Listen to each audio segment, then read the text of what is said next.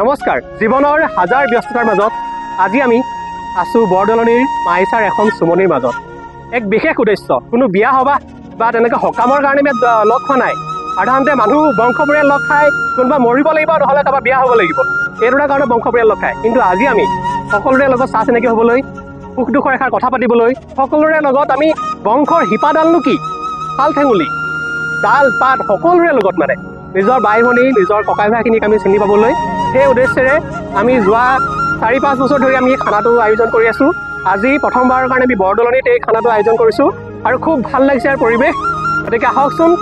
এই খানাৰ কোন কোন আছে কোন কেনেকৈ আহিছে সকলোখিনি আমি দেখুৱাম গতিকে চাই থাকিব নিকটন দ্বীপ ইউটিউব চেনেল আৰু লাইক শ্বেয়াৰ এণ্ড ছাবস্ক্ৰাইব কৰি দিব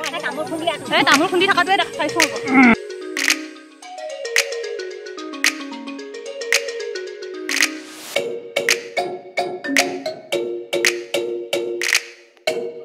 আচলতে এই খানাটোৰ প্ৰথম আয়োজন আমাৰ ললিত দা মিলন দা আমাৰ দেউতা এনেকৈ সৰুকৈ আমি কথা পাতিছিলোঁ যে এনেকৈ পাৰি নেকি নিজৰ বংশৰ মানুহখিনিৰ মাজত এটা এনেকৈ খানা পাতিব পাৰি নেকি তেনেদৰে আমি প্ৰথম চেষ্টা কৰি পেলাই খানাটো সফলেই হ'ল প্ৰায় আমাৰ ঘিলামাৰ সকলোখিনি বংশ মানুহে লগ খালে খুব ভাল লাগিলে আৰু সেই যি তৃপ্তি ঘৰত বহি খোৱা তৃপ্তিটো নহয় নিজৰ বংশখিনিৰ মাজত খোৱা যোনটো তৃপ্তি সেই তৃপ্তি আজি 5 বছৰ ধৰি 5 বছৰ হৈ গ'ল নহয় জানো 6 বছৰ গতিকে কওকচোন কেনেকুৱা লাগিছে আজি কেনেকুৱা লাগিছে আজিতো এটা বৰ সুন্দৰ পৰিৱেশৰ মাজত হেৰি কৰিছোঁ বিশেষকৈ আমি খানাটো আয়োজন কৰিছিলে মোৰ একেবাৰে সৰু দাদাইটো লীলাচুত দেৱে তেখেতৰ জৰিয়তে ইমানখিনি আগবাঢ়িছোঁ বিশেষকৈ আমি সমাজক দেখুৱাই মানুহ এজন যেতিয়া ঢুকায় 3 দিন বা 10 দিন 11 দিনৰ কাৰণে লঘোণ ৰাখি থকাটোৱে আমাৰ সেইটো হ'ব নাছিলে সেইটো হ'ব নালাগিছিলে ককাই ভাইৰ মাজত এটা মিলা প্ৰীতিৰ বান্ধোন আনিবৰ কাৰণে আমি সেইটো প্ৰচেষ্টা কৰিছিলোঁ আৰু সেই প্ৰচেষ্টাটোত সফল হৈছোঁ বুলি আজি মই ক'ব পাৰিম খুব ভাল কথা যে আজি আমাৰ বৰদলনিৰ বংশ পৰিয়ালে আমাক ইয়াত নিমন্ত্ৰণ কৰি মাতিছে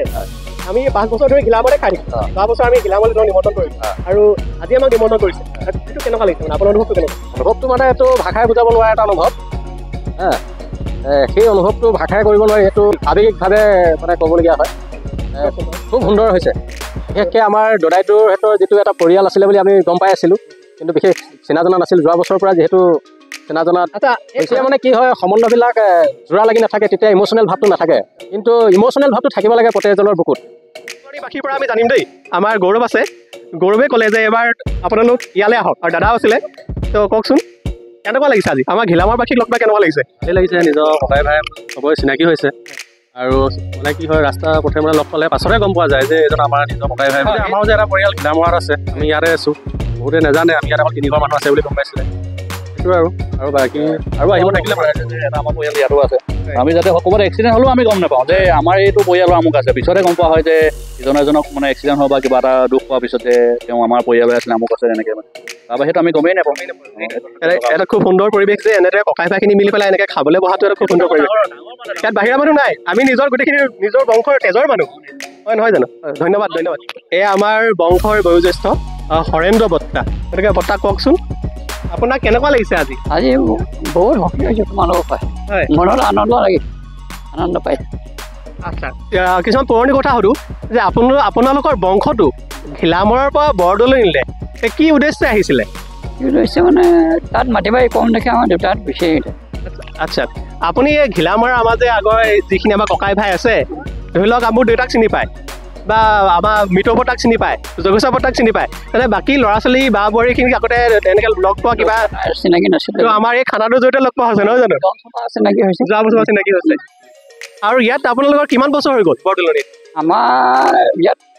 50 চনৰ আগতে অহা দেউতাহঁত 50 চনৰ আগতে অহা মই 53 চনত জন্ম মই ডাঙৰ তাৰপৰা ফুলেশ্বৰ তাৰপৰা পুনানন্দ মৰিলে বংশটো আমি এখন বংশাৱলী কিতাপত পাইছিলোঁ যে একেবাৰে আমাৰ আদি বংশ আদি পুৰুষ ধৰি লওক আমি চিনাকি মনত থকা সেইজনৰ নাম আছিল লামনৰ 2টা পুত্ৰ আছিলে উলুম আৰু 3টা কোন কোন আছিলে উলুম আৰু পকামূৰীয়া খগেশ্বৰ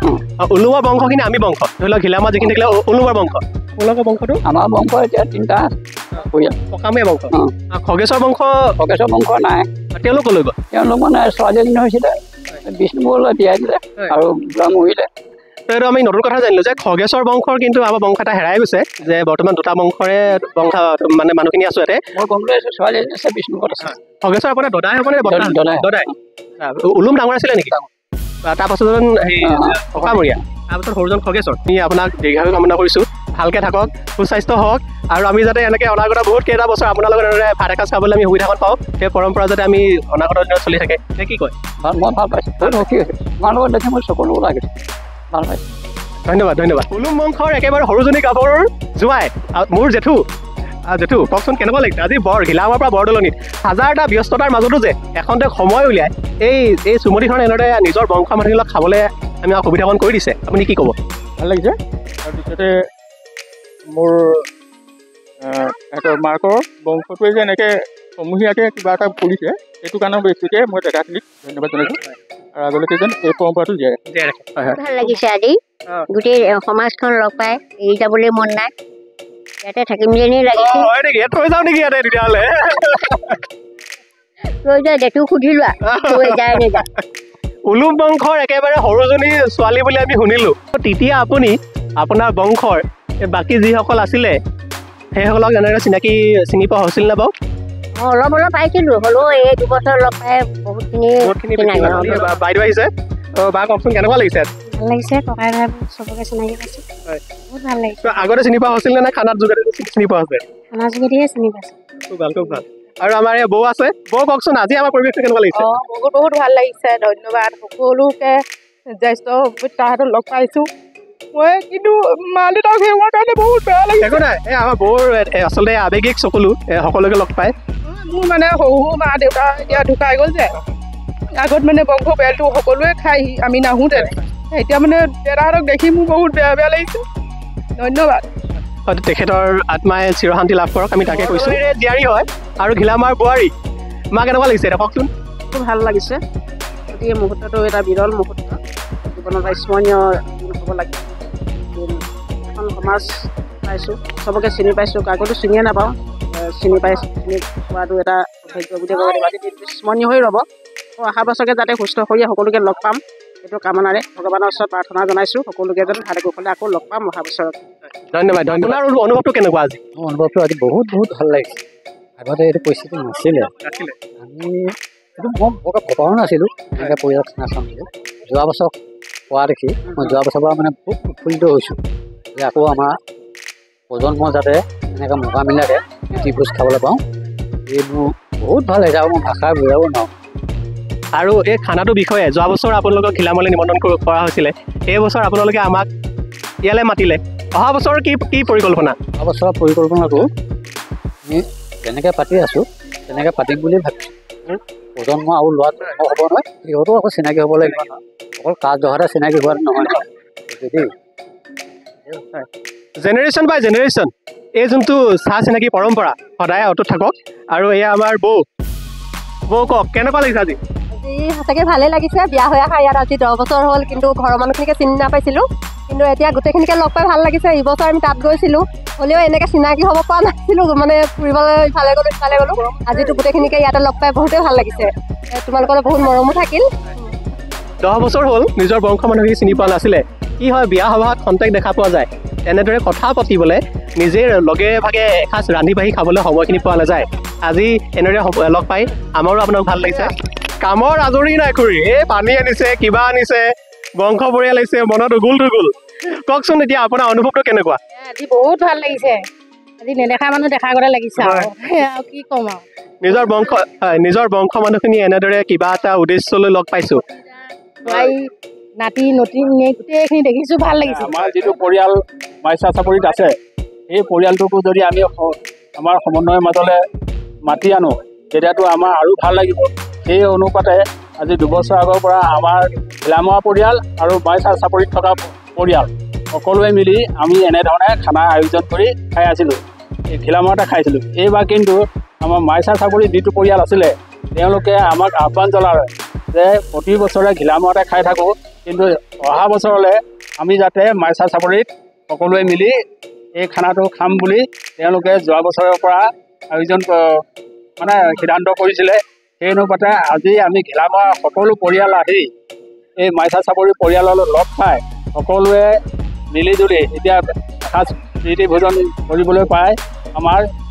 আজি যথেষ্ট গৌৰৱ অনুভৱ কৰিছোঁ। গোটেইখিনি কথাটো আমি সকলোৰে পৰা গম পালোৱেই। এতিয়া আপোনাৰ পৰা দুআষাৰ কওকচোন মনৰ অনুভৱটো।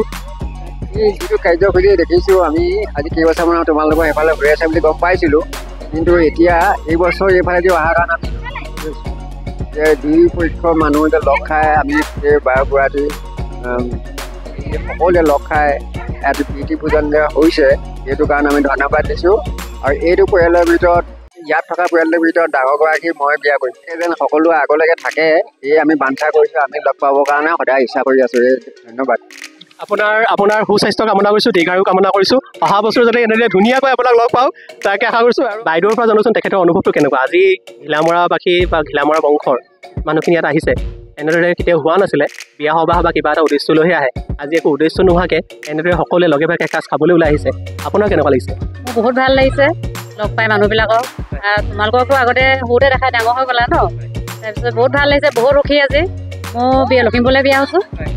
ডাঙৰ পৰিয়ালৰ ডাঙৰ ছোৱালী। আৰু আপোনাৰ বংশত এতিয়া পৰিয়ালৰ কোন কোন আছে? মোৰ আমাৰ বাই ভনী 3জনী, ভাইটি লাগিছে। ভাল লাগিছে। যোৱা বছৰ প্ৰথম উলিয়াইছিলে বতাৰ কাৰণে ভাল লাগিলে। এইবাৰ আকৌ ইয়াতে লগ পাইছোঁ বৰদলনিত ভাল লাগিছে। আমি নেক্সট বছৰ কিবা এটা স্পেচিয়েল হৈ পাৰোঁ নেকি? নিশ্চয় ভাবিম বাহিৰত কিবা যোৱা মন্দিৰ চন্দিৰ দৰ্শন কৰা।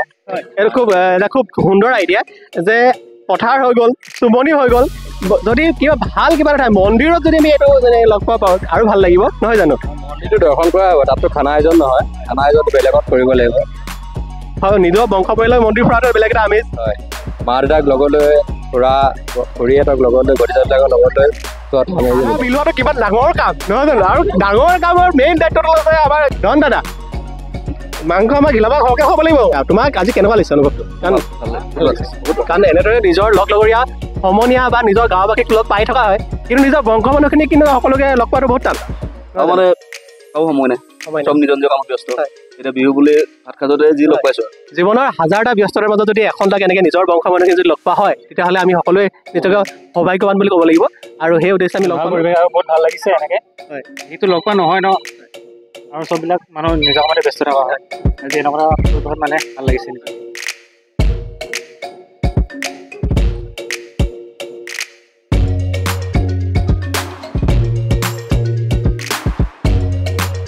আমি নিজকে সৌভাগ্য যেন অনুভৱ কৰিছোঁ। নিজৰ বংশ মানুহখিনিৰ এনেদৰে এসাঁজ খাব পৰাটো সঁচাকৈ সৌভাগ্য। কাৰণ কিবা এটা বিশেষ অকেজনত লগ পোৱাটো নহয়, আজি বছৰৰ প্ৰথমটো মাঘৰ বিহু, এই বিহুৰ উদ্দেশ্য লৈ এনেদৰে লগ পাইছোঁ সকলোকে, খুব ভাল লাগিছে।